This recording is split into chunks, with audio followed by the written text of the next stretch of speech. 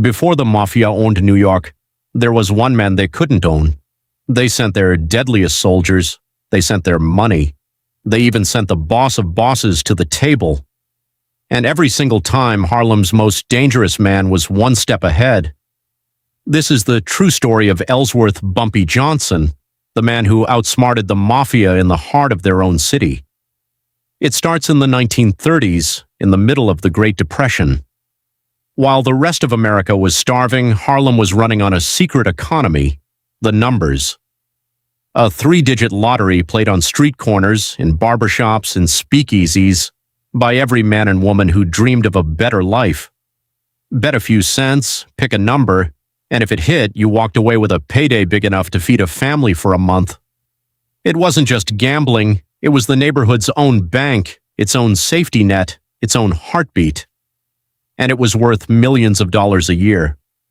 Running that empire was a woman named Stephanie St. Clair, Queenie to the streets, the Madame Queen to the press.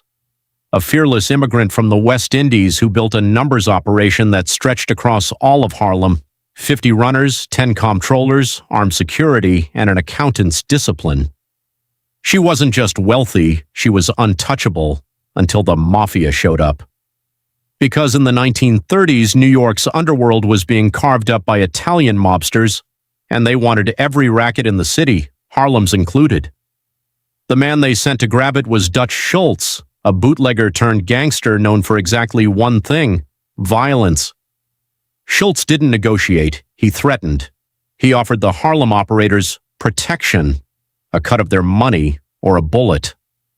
One by one, the independent numbers men folded. But Stephanie St. Clair didn't fold. Instead, she made the smartest hire in the history of Harlem crime.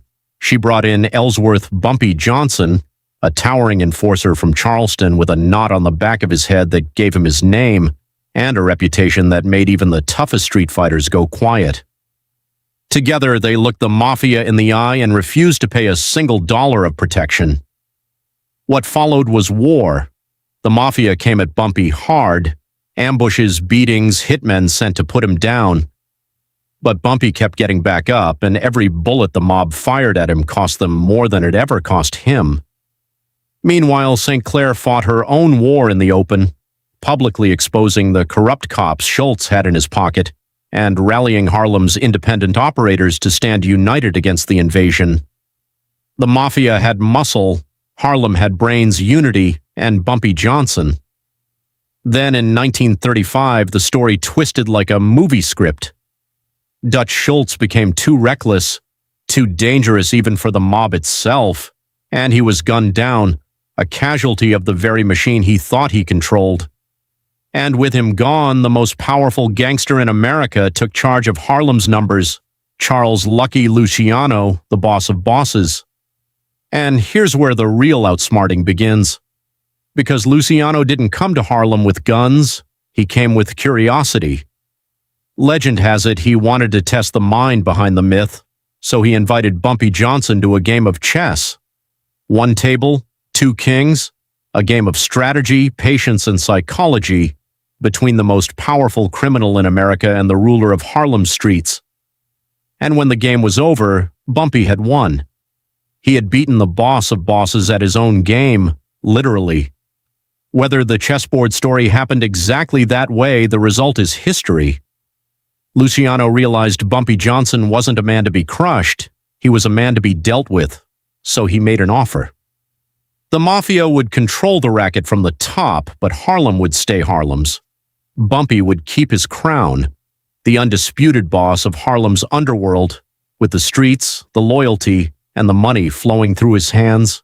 It was a truce, it was a partnership. And for Bumpy, it was a victory. He had taken on the full weight of the American Mafia and walked away with half of New York without ever firing the bullet that won the war. For the next 3 decades, Bumpy Johnson was the godfather of Harlem, the man the politicians, the cops, and even the mobsters all had to deal with. He was style, power, and survival, all in one. And on July 7th, 1968, at Wells Restaurant in Harlem, he died of a heart attack at the age of 62, still the king of his streets. His legend outlived him, becoming books, movies, and the hit show Godfather of Harlem. So the next time someone tells you the Mafia ran New York, remember the man who outsmarted them all.